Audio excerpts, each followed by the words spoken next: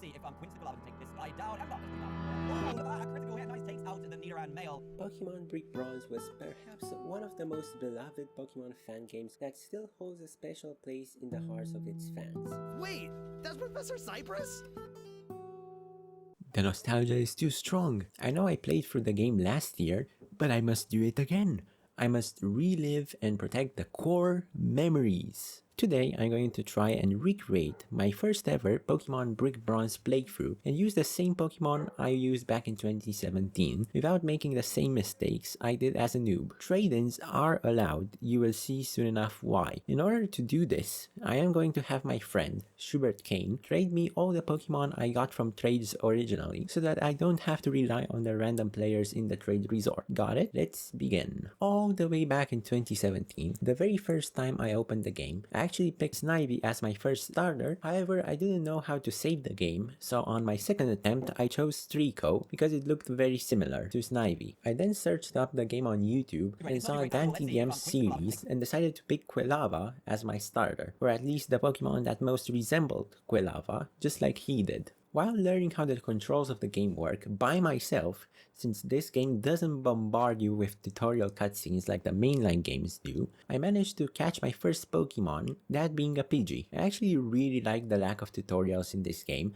since even catching your first Pokemon by yourself actually feels really rewarding as a first-time player. I then find out that my parents got kidnapped, and right as I enter into Cheshma Town, my bronze brick gets stolen. Unfortunately, the bridge was blocked, so I didn't know what to do, but luckily, by that point, I found out that my classmate Maya and her little brother Tudor also played this game, and they told me that I just have to go and defeat Linda, the NPC who stole my brick, in order to progress, which was a pretty easy battle. Upon reaching Sylvan City, I headed straight to the gym, where Cyndaquil evolved into Quilava while fighting the gym trainers. I then put my freshly evolved Quilava to good use by soloing Chad, giving me a boost of confidence that I did in fact pick the best starter and earning me the first gym badge. Afterwards, Jake gave me the RTD and I headed straight for the trade resort. Here's where a quite magical moment happened. There was a guy that traded free Pokemon good for second gym to players that had 1 or 2 badges. As I was a total noob with only 1 badge to my name, I very warmly accepted his trade,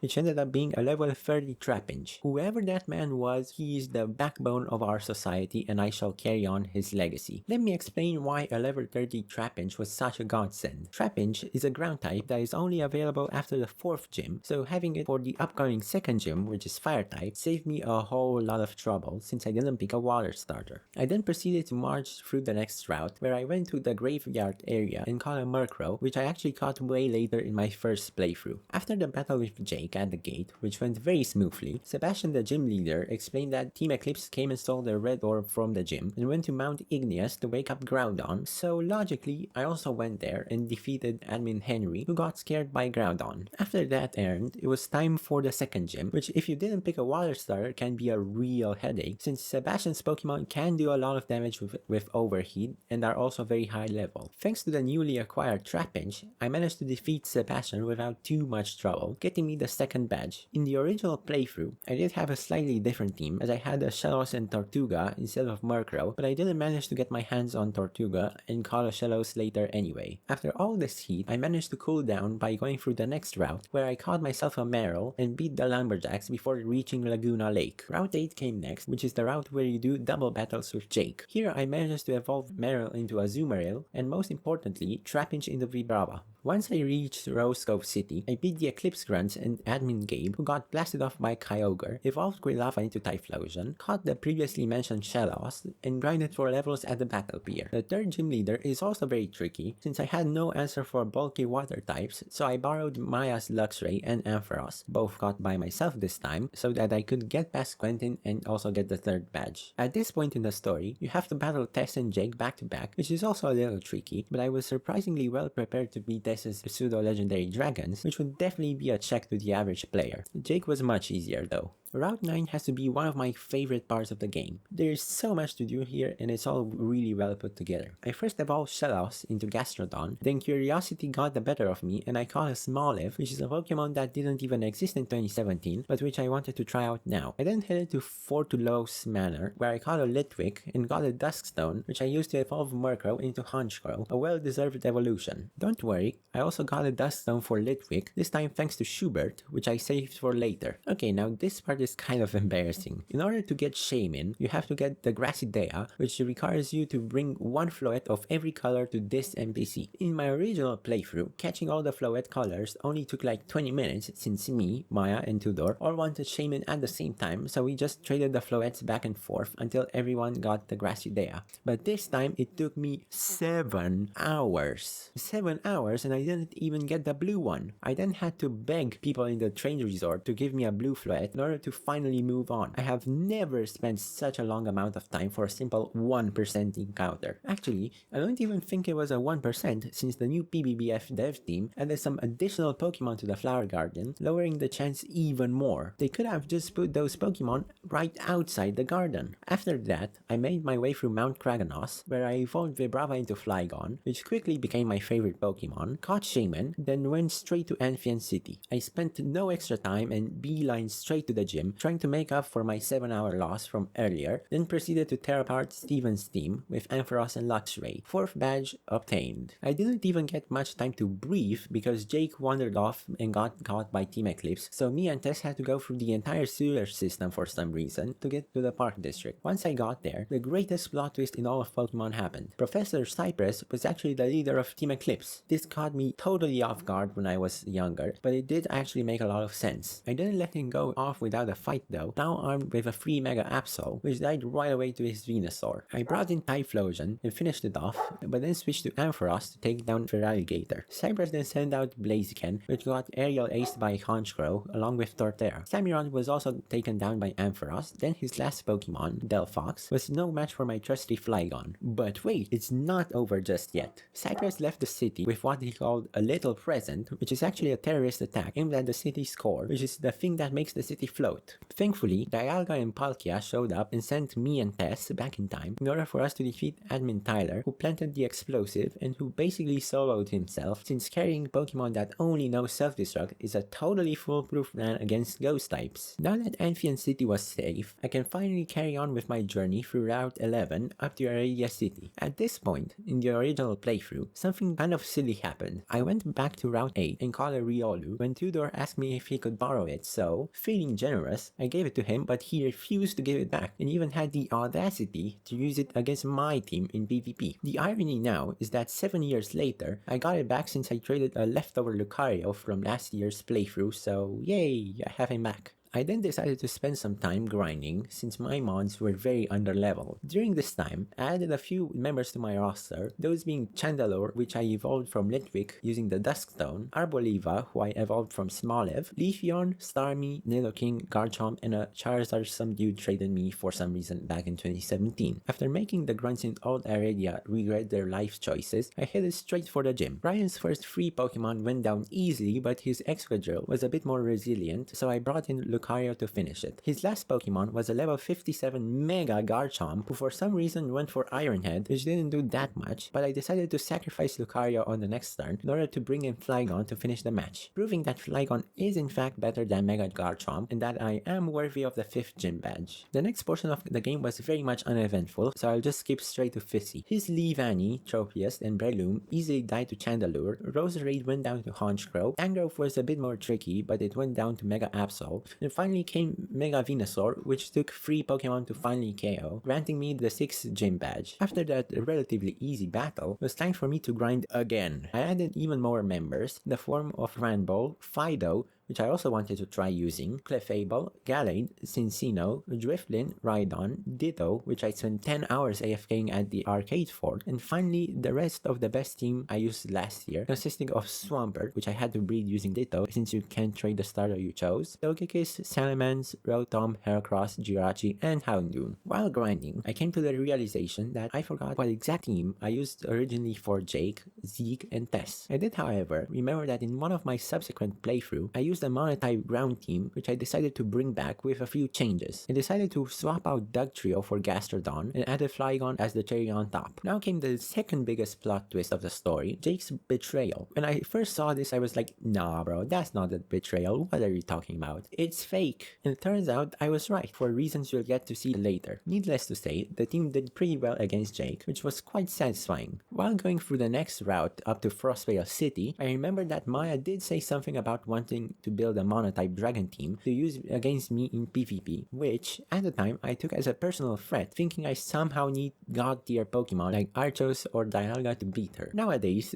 I cannot help but laugh at this since it isn't even that big of a threat. As such, I decided to improvise a mono fairy team and test it against Zeke and Tess, who also had mono dragons. The fight against Zeke was one of the most interesting fights I had in a while. His Honchkrow died to Gallade since for some reason he only wanted to spam Feather Dance. Then, I don't know what came over my mind to bring out my severely underleveled level 53 Darksbun against the level 72 Crocodile, went for Fire Fang, which did no damage since Darksbun's ability, Well-Baked Body, raises its defense each time it gets hit by a fire move. Realizing this, I simply let Crocodile go for Fire Fang over and over while I set up with Warcup, sweeping the rest of his team besides Mega Houndoom, which went down to Granbull and Flygon. Tess was next, and I opened with Granbull against her Garchomp. I then switched to Flygon as she was using Dig, then took it out the next turn. Next came Salamence, which went down after a short fly spamming session against Togekiss. Haxorus went down to Azumarill since it tried spamming Dragon moves against my Fairy type. Draudigon went down to Granbull and Altaria went down to Clefable's Moonblast. I then skipped all the trainers and went straight to Port Deca, which is my favorite town on the map, where I met up with Brad and Tess and got the HM for Surf, healed up and headed straight to Crescent Town. Thankfully, I do remember which team I used for this part of the game, so I brought back Leafeon, Honchkrow, Starmie, and Typhlosion to take on the Eclipse base, which was no match for my now very underleveled team. Cypress and the team took my parents and Tess on their shape to Demon's Tomb. Don't ask me about the logistics of that since it makes no sense, like come on, they're right next to each other, and Demon's Tomb is underground, to set up preparations while I was distracted by Jake's horrendous AI. At this point, not even level 79 Mons can save this man. Next up was the very tricky battle against Cypress. This battle really punished me for not grinding, since his Pokemon were level 79 and mine were barely in the mid 60s, which is why I lost the battle the first time. I then tried again, this time leading with Leafeon against his Greninja, which KO'd me using Hydro Pump, so I had to finish it off with Starmie. I then swapped Honchkrow in, which was barely able to take the Decidueye out. Incineroar then killed Starmie and Honchkrow, but died to Nidoking, who proceeded to take it out along with Empoleon and Sceptile. His ace was a Mega Charizard X, which I managed to beat using Nidoking and Flygon. Afterwards, Jake threw Cypress into the portal, but he got thrown in himself by this tiny women crate and sent straight to the purgatory that is Lumion Legacy. It was me versus Hoopa now, and with sheer determination and a whole lot of full restores, I managed to catch it, despite already having one from last year. Yay! Looker then showed up to investigate, confirming that I was indeed right all along. Jake actually collaborated with Looker the entire time, gaining Team Eclipse's trust and acting as a mole. Awesome stuff. I finally get to have two parents.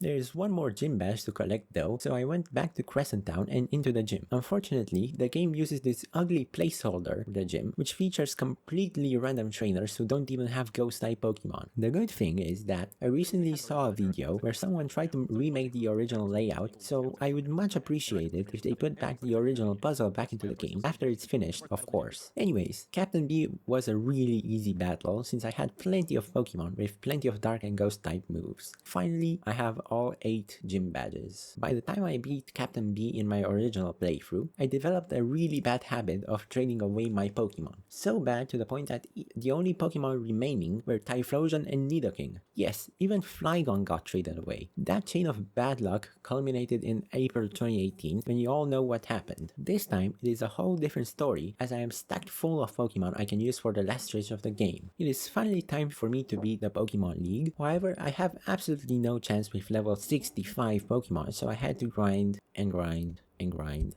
for a full day. After that, my smooth brain came up with an idea that I really should have come up with before grinding for a full day straight, asking for help. So I got onto the PBBF Discord server VC, and this happened. Guys, can you help me put together a team for the Elite Four? I do have a team in mind, but that's definitely Meow. not gonna be enough. Is Elite Four like all dragon? So I have here a picture with all the Elite Four teams. We got Mono Steel, Mono Fighting, Mono Ice, and Mono Psychic. Then Champ and Brad, right? Which is gonna be a nightmare since I don't have competitive Pokemon. Ooh, I mean, I do have a lot of sounds kinda Pokemon, You're gonna like need like 2 boxes worth, but all of them are Alright, so the playthrough first is mons. Steel. All you need for Elite Four is just Volcarona. You mostly. Wait, no, Fire. I do have a Larvesta, but it's only level You get 5, Volcarona. and I don't think I have the patience Yeah. to grind it What's up type as you- well. Wait, Chandelure a Psychic Fire? No, it's Ghost type. I already have Houndoom, What's it which has the called? same brawl almost. Oh, do you have Dragapult? Do you have Dragapult? I don't have Dragapult, but I do have Garchomp and Flygon. You can go hyper offense against this. They do have some stall. You might need to get some stall your own. Like I bring a could toxic teach stall. someone Toxic, but Brad has like level 100 perfectly competitive, so mostly offensive Pokemon, so I don't know if that stall will work really. And I can't use items in battle either. Let's see. Ice type fucking hard. Freeze dry was fuck over the champion team. You one tap the Lando with Cragnol, one tap the Rotom, one tap the Salamence, and then bring like Mega Lopunny for everything else. Wait, so can I just use Rotom Frost then? Or maybe even Salamence? Wait, but your Salamence probably not gonna outspeed his Salamence. So, if you had like a fast. Actually, I do have a Togekiss for the Salamence and Flygon to finish it off, but Okay, has yeah. to either live a hit or straight up outspeed, which I don't know if it's possible since like Mega Salamence is super fast. Mega Houndoom might be the best mech. I'd say drop the Typhlosion though. Okay, I don't think it really stands a chance anyway, so it's fine. Drop the Typhlosion. Might be that's gonna be good because if you can get a Sword Dance, you're set. If you can get a Sword Dance off. Maybe I could grind some money for Gallade or something and use it as a Mega. It's gonna be BP shelf. Oh, wait, I totally have Jirachi, which I can use. And I go like Flash Cannon on the Ice Guy and lead with it against Glimora. And if it survives, I go Grass Knot on Rotom if I'm not gonna bring a Grass type. You have bro, Flygon is a ground type. I can use Flygon against Glimora, definitely Heatran, Goldengo, and hopefully Mega Salamence. You're gonna need something else instead of Rotom. Rotom won't do a lot here. I could use Leafeon because it does have a pretty good set. I'd say bring the Leafeon maybe. You could set up against the Gilmora maybe. Oh yeah, he's gonna keep pivoting. Come on. Yeah, that's all he does, bro. That's all he does. He pivots. He literally goes from Lando U-turn. If you have anything with freeze dry, you're gonna fuck over the pivoting. Bring a special ice type for the pivoting. I don't have any ice types besides Rotom. Yeah, do you have a Cryogonal? I don't. But I don't want to use Cryogonal, man. I'm not gonna Cryogonal book it, sucks. so you can- I know it's got freeze, right? But like, Cryogonal's perfect, bro. I'm looking for baby Cryogonal right now. I have Porygons, I have Rockruffs, I have Ortorums, I have Lilins, I have Imperfect Nature Quaxleys. oh my god, bro! How long did it take? How long did it take you to get all those? About, let's see, I could be spending that time getting a girlfriend, but instead I spent all this time fucking breeding Pokemon. So, let's see, about enough time to make my bloodline fucking ashamed of me. I can give you one. You might have to level it up, but I don't know if you care about IVs, but like it's perfect. Yeah, that's perfect. Well, thank you so much for helping me. I will grind the Vulpix tomorrow, so... And I guess I'll go straight to the basically Elite, perfect IVs, and I yeah. guess I'll go to the Elite Four afterwards. Anyways, shout out to Chair and Table. Yes, those are their actual Discord names for helping me put together this team, and also for the Alolan Vulpix hookup. You guys are the best. Before I even get to enter the Elite Four, I of course get stopped by Tess, who definitely didn't expect to have to deal with my Mono Fairy type team again. Needless to say, she got completely destroyed. Rest in pieces. The first Elite Four member was old school, dude. I set up with my Houndoom against his Ferrothorn and also took down his Aegislash. Excadrill died to Togekiss, Jirachi and half of Metagross's health to Mega Houndoom, and then Flygon finished it off with a mild Earthquake. Next up was Jamie. Jirachi took down his Alolan Ninetales, but then Setitan proved to be surprisingly bulky, killing Heracross. I sent out Houndoom, barely managed to take it out with just a bit of health left. His Mammothine then killed Houndoom and Ninetales, but Togekiss was able to take it out with Aura Sphere. Kyurem was next, or as I like to call it, the Ice Horizontal Giraffe Chicken, who basically did nothing and then died to Togekiss. His ace was Mega Glalie, who did no damage with Earthquake, so it was an easy kill. Our hero was next, whose Toxicroak got OHKO'd by Jirachi, along with Annihilate. Breloom died to an Air Slash and a Fly from Togekiss, but Terrakion was a bit more tricky, as it almost took down Flygon. Finally, his Mega Heracross died after 3 Moon Blasts from Ninetales. Last but not least was Fleabon, who opened with Indeedee, which died to 2 Dark Pulses. Armarouge was next, who actually landed a Focus Blast before going down to Flygon. Hatterene got Flash Cannoned by Jirachi, and Mew died to Togekiss because for some reason it had close combat with a Choice Band. His Mega Alakazam then managed to land a Focus Blast, killing Mega Houndoom, but then got blasted back to the moon. The Elite Four is done. Now comes the hardest fight of this entire playthrough. Champion Brad. I opened with Jirachi against Glimora, but Glimora had Earth Power, so I had to bring in Heracross to finish it. Next came Rotom, which I freeze-dried until it used Volt Switch into Landorus Therian, which died to Ice Beam. Flygon took care of Heatran, but then I switched back to Heracross for Goldengo and tried to get some damage in, but sadly it outsped me and I had to finish it off with Houndoom. His last Pokemon was Mega Salamence, who set up with Dragon Dance, but I made the mistake of staying in and burning it with Flamethrower, unaware that it actually has the Guts Facade strategy, with which he swept through the remainder of my team. I tried again, and again, and again, each time getting more and more unlucky. Was there a flaw in my strategy? Was there something I missed? I wasn't about to give up though, as the next day I tried again, and I will just let the battle speak for itself.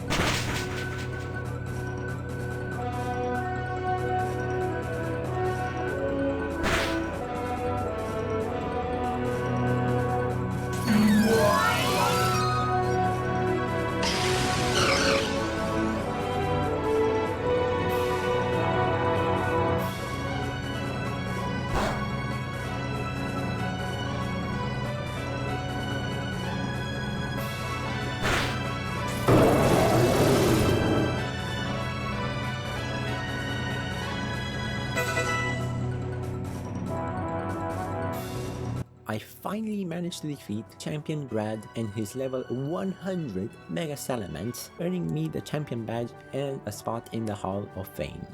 This playthrough really reminds me of Karen's quote from the Johto games. Strong Pokemon, weak Pokemon, that is only the selfish perception of people. Truly skilled trainers should try to win with their favorites. In the 2017 playthrough, I used these Pokemon, which became my favorites, and as such, I used them again. Sadly, this amazing performance will likely not be possible for everyone to achieve in this game, as everyone has different tastes for all sorts of Pokemon, and some Pokemon that may be your favorite simply do not stand a chance against a level 100 perfect Mega Salamence. Despite that, this was still an amazing journey getting to relive some of my memories, and maybe you did as well. Before I wrap up, I have one last thing to do, and that is...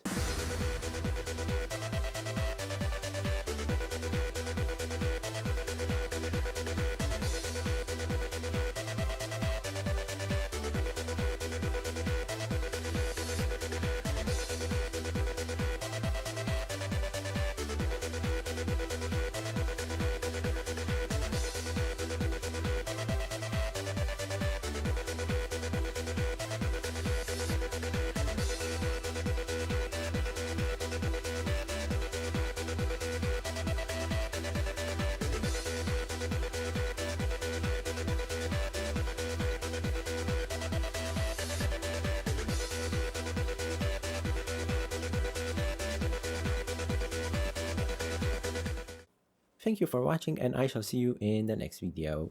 Bye bye!